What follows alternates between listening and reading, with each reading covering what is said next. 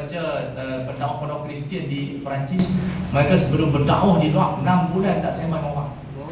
6 bulan tak sembang orang. Sebab mereka nak dapat latihan rohani. Oh, macam sampai macam ni. Jadi Syekh Al-Mahmud dia cerita dalam satu buku dia, dakwah ila Allah begitu. Dia cerita dia pergi Perancis melawat student-student. Jadi dia heran, bila dia ziarah satu kelas tu, semua tak cakap dengan dia. Dia pun kan tanya kepada ketua dekan, siapa? Semua student diam. Mereka saat ini diwajibkan berdiam diri selama 6 bulan tak cakap dengan orang untuk dihantar ke negara. Malah dakwah mereka bukan setakat dakwah ilmu, tapi rohani mereka dipersihkan. Subhanallah. Malah Kristian dia punya agenda. Kita pendakwah malah perlu ditrain sampai peringkat, bukan sampai 6 bulan tak cakap, tapi perlu ada latihan rohani. Sebab di Mauritania latihan ilmu 17 tahun, ilmu dan rohani baru dikatakan sebagai ulama Rabbani. Itu di antara benda-benda yang kita patut lihat lah.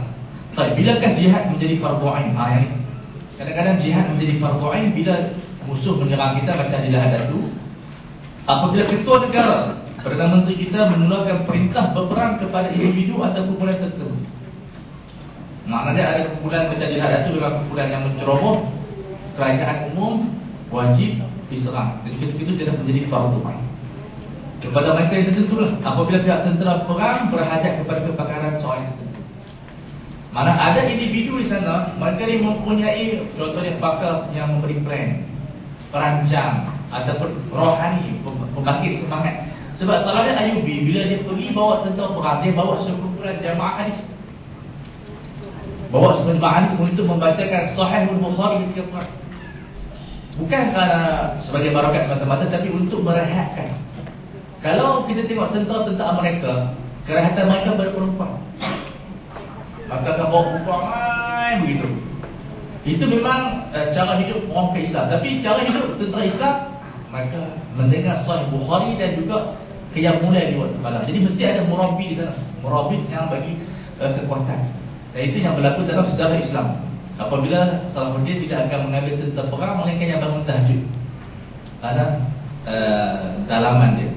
Ketika benar-benar berada dalam pertempuran secara langsung tak berlaku, itu fardu ain. Itu yang berlaku di Palestin, yang berlaku di Rohingya, maka itu semua insya-Allah mati syahid. Kalau mereka mempertahankan dan memperjuangkan Islam. Jadi mudah-mudahan kita pun kalau kita tak sampai ke sana, niat kita insya-Allah boleh sampai ke sana. Kemudian jihad wanita. Ini peranan wanita. Difardukan seperti lelaki bila mempertahankan sebuah negara. Misalnya bila berlaku di Palestin, perempuan tak ada perang. Ya. Boleh. Tanya boleh. Macam Lahad tu, ya, perang mati, kira syahid tak payah mandi ke tak? Ya, kalau itu sebagai musuh depa tu, yang musuh tu tengok kalau mereka kategori buruh, kita mati. Tapi kalau mereka ni kategori kufar, tak kena. Sebab itu jihad wajib juga sebab lawan buruh. Tapi anak buah pasti itu buruh ke kufar? Buruh, jadi kita mandi. Sebab kalau kita lawan dengan buruh, maknanya syahid. Tapi sebenarnya ulama kata mazhab Hambali dia kata syahid barakah. Kalau boleh buruh, boleh ambil barakat dalam salam. Sebagian Hambali dia kata begitu. Dan ada qaul dalam Syafi'i begitu juga. Qaul Syafi'i. Alhamdulillah kita mazhab kita ni sangat luas. Hatta dalam mazhab Syafi'i qaul sangat banyak. Disebabkan masalah. Cuma kita kena koreksi mazhab Syafi'i itu lebih mendalam. Jihad al-talaq tidak difardukan, namun boleh membantu lelaki pada jihad ini dalam bentuk umum selari dengan tabiat dan kemampuannya. Ini dipanggil orang perempuan boleh keluar.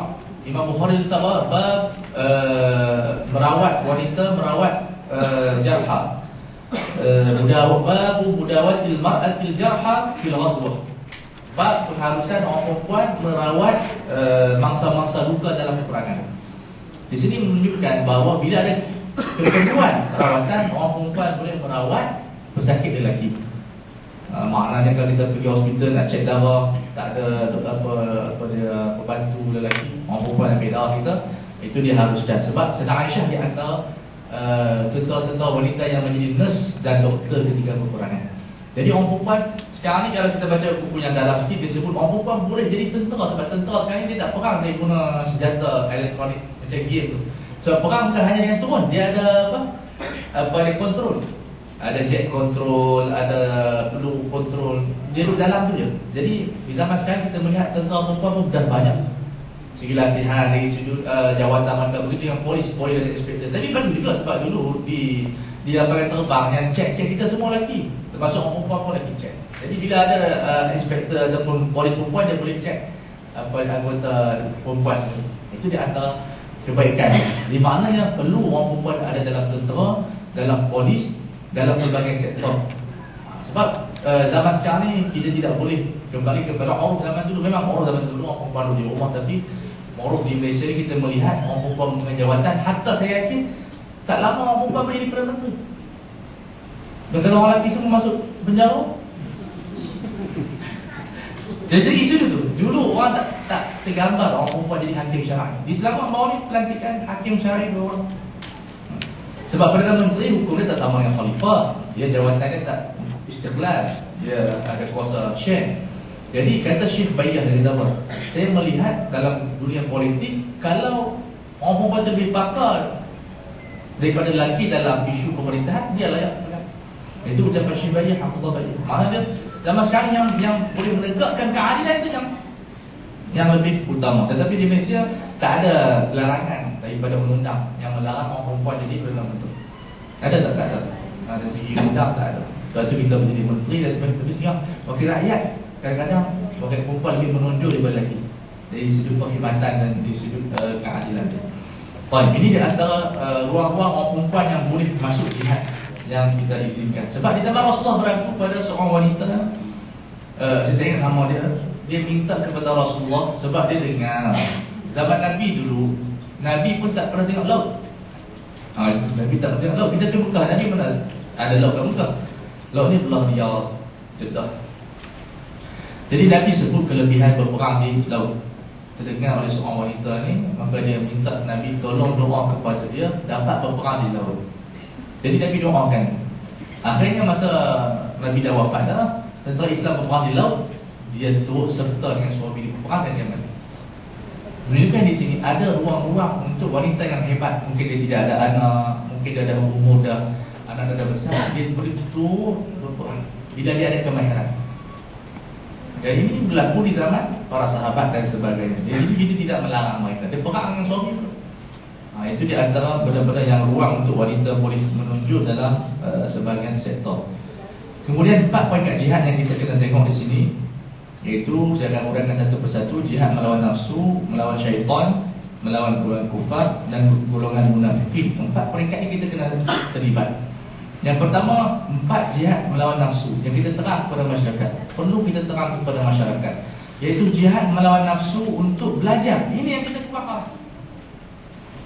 Jihad melawan nafsu untuk belajar. Sebab kita punya maklumat kita dapat hampir 100,000 anak muda remaja tak boleh nak baca Quran. 100,000. Makna kita kena cek daripada sekolah lagi. Sekolah agama Alhamdulillah. Sebab kalau menengah ni kita ada di problem sikit. Sebab kita tahu tabiat sekolah menengah ni, kalau yang nakal tu dia tak faham guru dan sebagainya. Akhirnya kita tengok hampir 100,000 remaja tak boleh baca Quran. Dan itu satu kebaikan yang besar. Belum kita semak sembahyang dan sebagainya. Sebab mempelajari ilmu ini adalah tugas kita. Kita mesti turun kepada, kalau orang tak panggil pun kita turun. Passion pelajar kita sekarang ni, dia tunggu orang panggil, dan kita kena tawak dia. Kita kena jumpa masjid. Ada tak apa dia ruang untuk saya mengajar, ruang untuk saya baca khutbah.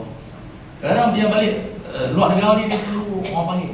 Orang tak panggil dia tak turun. Tak perlu itu. Sebab dalam hadis Nabi menegur satu jiran yang tak ajak jirannya yang jahil. Fama balu biqaumin la yu'allimuna jiranahum wa la ta'allamuna min jirani. Nabi kata pasal apa satu kampung ni jiran dia yang alim tak mengajar jirannya yang jahil, dan jirannya yang jahil tak mengajar jirannya yang alim. Maka kata ulama ini sebagai pengubah ta'ziriyah. Boleh kerajaan menghukum tokoh-tokoh ilmuwan yang tak menyebar ilmu. Ada ustaz tak orang ada rumah tak boleh itu. Kena tunggu. Kalau tak jahil akan berkembang. Jadi kita kena ada data. Mana kalau ibu berapa anak muda, berapa orang yang tak boleh sembahyang, berapa orang yang di hospital kita terlibat, di tempat-tempat orang asli kita terlibat.